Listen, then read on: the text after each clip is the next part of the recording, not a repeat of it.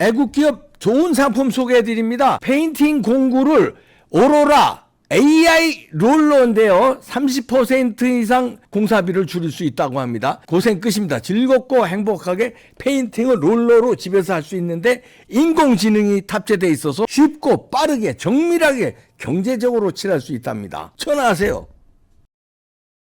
네, 원희룡과 이재명의 여론조사가 나왔는데요. 접전이네요. 원희룡 39, 이재명 42%. 이것도 여론조사는 얘기를 해줘야 돼요. 선거 기간은 선거법이 엄격하기 때문에요. ITN이 엠브레인 퍼블릭에 의뢰해서 조사한 건데요. 지난 9일에서 10일 조사했다고 합니다. 표본오차 95 신뢰 수준 플러스 마이너스 4%인데요.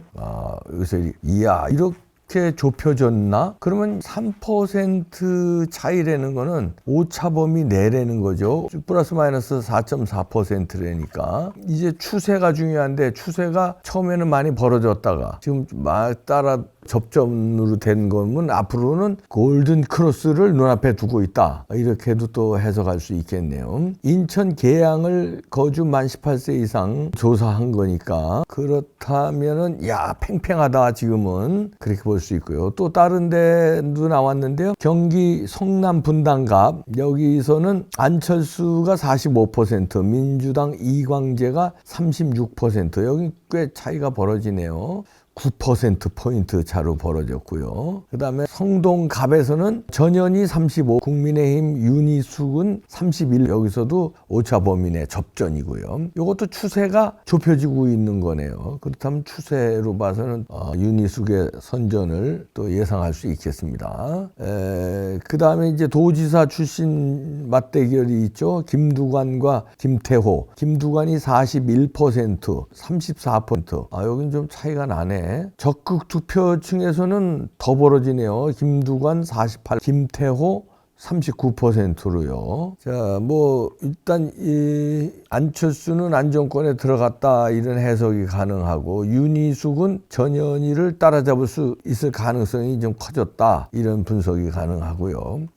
원희룡과 이재명의 빅매치 이게 이제 초미의 관심사인데 이렇게 좁혀진 데는 여러 가지 이유가 있겠습니다만 첫째는 이재명의 사법 리스크 이유가 있겠죠. 그 다음에 두 번째는 이재명 저격수들이 총출동했어요. 그 원희룡을 말하자면 돕고 있는 거나 마찬가지인데 유동규와 안정권이 출몰했잖아요. 그 지역에. 그래서 유동규는 대장동 일을 갖다가 파헤치고 있고 왜냐면 한 몸이었으니까 이재명과 내가 너를 안다. 나도 같이 했다. 그러나 너 오리발 내밀는데 내 앞에서도 오리발 내밀래? 이런 식으로 앞에 정면 충돌을 하니까 재판장에서 못다 한 말 유세장에서 하겠다는 겁니다. 재판장에서는 한계가 있죠. 이런저런 얘기 못하게 하죠. 재판장이.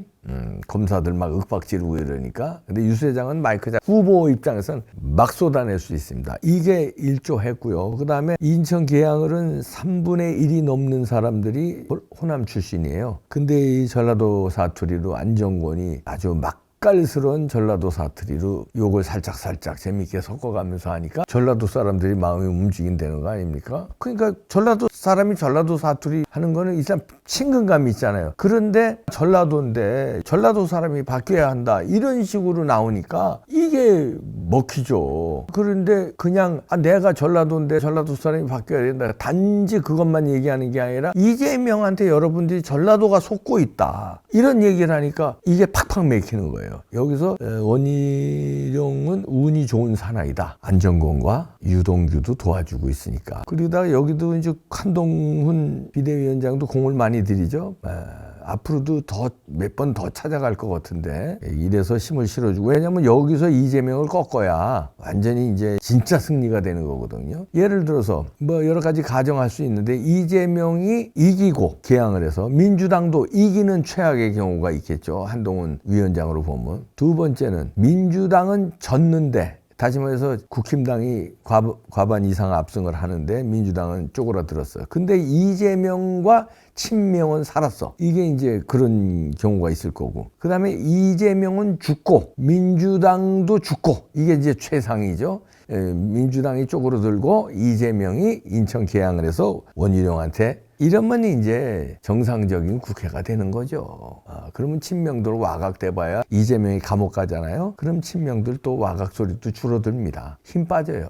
구심점이었기 때문에. 그러면 정상적인 국회 되는 거예요. 그게 이제 최상일 텐데. 이런 경우도 있습니다. 민주당은 이런 경우는 뭐 나타나기가 어려울 걸로 보이는데, 민주당이 하여튼 압승을 하고 150석 이상, 과반 이상 압승을 하는데 이재명은 떨어진다. 해악은 면했지만 그래도 여전히 민주당이 과반 이상 차지하는 거는 여러 가지 부담이 되죠. 부담 정도가 아니라 이제 그러면 또 개판 국회 되는 거예요. 근데 그거는 이제 상정하고 싶지 않은 거죠. 그러면 이제 제일 최상은 민주당도 폭망하고 이재명도 떨어지는 거. 이게 이제 제일 최상인데, 그럴 가능성이 점점 커지고 있다. 제가 조심스럽게 예측합니다.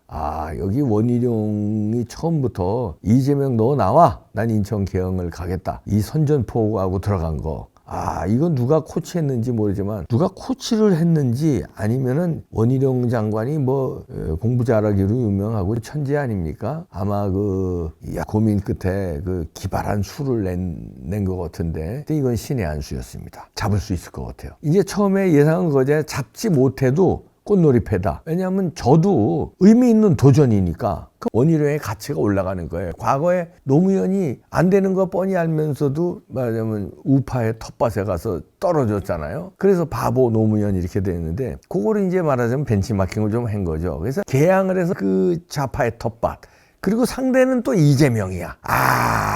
여기서 떨어지면 용감히 싸웠지만 졌지만 잘 싸웠다 있잖아요. 젖잘싸. 이걸로 이제 이미지는 올라가는 거죠. 그래서 꽃놀이패라고 그랬는데, 지금 그 꽃놀이패 정도가 아니라 완전히 신의 한 수, 완전히 이재명을 잡는 일타강사로 뭐 칠판에 놓고 막 잡았는데, 그게 아니라 이제 선거로 잡아버리는, 이러면 영웅이 됩니다. 윤석열에 이어서 한동훈 신드롬에 이어서 그 다음에 원희룡 신드롬이 일어요. 이재명을 여기서 잡아버리면. 근데 가능성이 점점 커지고 있다. 이런 얘기입니다. 그런데 운도 좋았다. 이 정치는요, 운칠 기삼이 아니라 운구, 기일 이 정도로 운구 행렬은 아닌데, 하여튼 이 운이 하여튼 많이 있어야 됩니다. 윤석열 대통령도 운이 좋았죠. 그때 문재인이 완전 5년 동안 폭정을 해놓은 데다가 상대는 범죄자 이재명이야. 대통령 선거에서. 얼마나 운이 좋습니까? 그냥 국민들의 그 분노가 막 차오르고 있을 때 그냥 찰총장 출신으로 뭔가 해줄 수 있는 그런 거. 그 시대가 딱 맞아떨어져서 운이.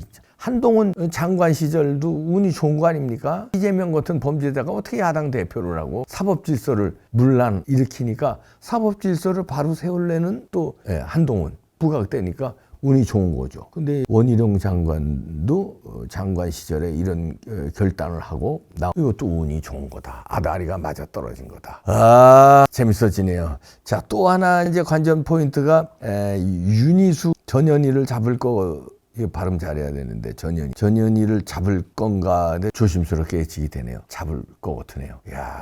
이번에 부정선거가 어렵게 됐잖아요. 한동훈 위원장도 뭐 나오고 이상민 행안부 장관도 부정선거에 대해서 나왔어요. 절절히 따라붙는다고 나왔어요. 그러니까 부정선거 하는 팀에서 4.15 총선하고는 달리 굉장히 멈칫할 거예요. 그러면서도 이해찬이가 선대운동장으로 들어간 발음도 안 되네. 선거대책본부장으로 들어갔잖아요. 이해찬이가 공동 이재명과 함께. 부정선거가 약간 깨름직합니다. 부정선거 때 우리가 의심하는 건 양정철이가 행동대장으로 다 했구만, 그 뒤에는 이해찬이가 있을 거다 이렇게 우리가 의심했는데, 그게 약간 걸리긴 하지만 그럼에도 불구하고 이 머리 좋은 원희룡이 이재명과 직접 상대하고 있고, 그 부정선거 당하면 원희룡이 가만히 있겠어요? 일타강사로 아주 난리 나지. 그 다음에 선거사령탑인 한동훈 위원장이, 머리 좋기로 유명한 한동훈 위원장이 또 부정선거에 대해서 얘기를 하고 있다. 그러니까 하는 팀에서는 하기가 껄끄러울 것이다. 그러나 방심하면 안 되는 게요, 저쪽은 지면은 죽는 사람들이니까 죽기 살기의 게임이기 때문에 2판 4판 죽는 거 부정선거 해서 그냥 판을 다 엎어버리자, 이렇게 나올 수가 있어요. 이렇게. 마약하면은 감옥에 가서 오래 사는 거 다 알면서도 왜 마약을 할까요? 2판 4판 심리가 있는 거예요. 그리고 안 걸리겠지, 이런 거. 걸리겠어. 근데 결과는 너무나 짜릿하니까. 마약이 더 짜릿할까요? 선거로 잡아버리는 게 더 짜릿할까요? 이게 100배 더 짜릿하지. 그러면 안 하겠느냐 이거예요. 그런 가능성 열어놓고 부정선거 없게 총력을 기울이면은 저는 이번에 대파란 압승, 국힘 압승, 자유통일당도 어느 정도 선전해서 몇 명 들어가고 그 다음에 원희룡이 이재명 잡고 이재명 역사의 뒤안길로 가고 이준석도 사라지고 완전히 기가 선거 결과가 나올 텐데 부정선거를 하면 어떻게 얘기했습니까? 이준석 살려주죠. 왜냐하면 필요하지. 부정선거하는 팀에서 이재명 살리지. 예? 싸워야 되니까. 그 다음에 지난번처럼 180석은 안 먹게 하겠지만 150석 간신히 넘게 이기게 했지. 그리고 조국 신당 조금 키우겠죠. 그래서 조국 신당하고 조국 혁신당하고 민주당하고 합쳐서 180석 만들겠죠. 부정선거하는 팀 그렇게 생각 안 하겠습니까? 그거 넘게 만들 수도 있어요. 200석을. 그래서 모든 길은 부정선거라는 겁니다. 그거 지금 덜 쓰고 있는 것 같은데 그거부터 신경 써야 됩니다. 모든 길은 부정선거. 이거 막으면 압승, 못 막으면 완패. 이렇게 쉬운 거를 왜 안 해? 답이 이렇게 나오는데 혹시나 안 하겠지 뭐. 역시나 당할 수 있어요. 부정선거하는 팀이 이번에 쉽지는 않지만 할 수도 있다는 거. 그 할 수 있는 걸 완전히 원천 차단하려면 엄포라도 놔야 돼. 하기만 해봐 이번에 아주 그냥 가만 안 둔다. 끝까지 추적해서 아주 그냥 사형시키겠다. 이렇게 나오면 하겠습니까? 엄포라도 놓으시기 바랍니다. 원희룡 화이팅. 야, 친구가 홍길동이고 김수회 회장이 뒤에서 도와주고 있고 그래서 이 브레인들이 주변에 있어서 와, 운빨 좋아.